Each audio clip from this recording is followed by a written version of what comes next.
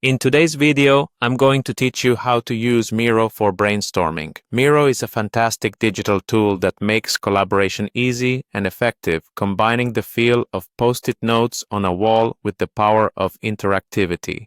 Let's dive right in and start using Miro to bring your brainstorming sessions to life.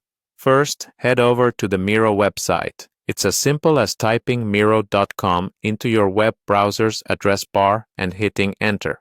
Once you're on the home page, direct your eyes to the top right corner of your screen where you'll find the Login button. Give it a click. This will prompt you to sign in. If you'd like to keep it simple and quick, select the Google option. From there, just pick your Google account and you'll be logged in without any hassle. Now that you're inside Miro, it's time to open your board. You can think of a board as your digital canvas, a place where your ideas will come to life and evolve as you collaborate. Once you've accessed your board, you'll see a variety of tools available on the left panel. These tools are your main resources for collaborating with your team. They offer a range of functionalities to mix and match visual elements that best suit your brainstorming needs. You'll find options for sticky notes, drawing, shapes, and even more interactive features to truly make your board dynamic and engaging. Collaboration is central to Miro, and sharing your board with others is a breeze. Take a look at the top right corner of your screen again, and this time click on the Share button.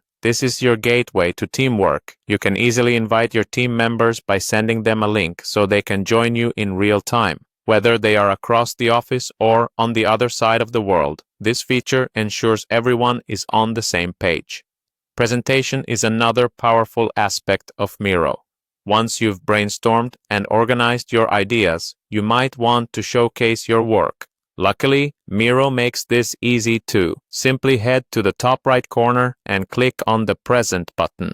This mode will help you guide your team or audience through your board seamlessly, emphasizing key points and transitions smoothly, much like a slideshow. And there you have it. You've just learned how to use Miro for brainstorming. With these steps, you can harness the power of effective collaboration, ensuring that your brainstorming sessions are productive and engaging. Whether you're working alone or with a team, Miro provides you with the tools you need to turn your ideas into reality. Thanks for watching and happy brainstorming.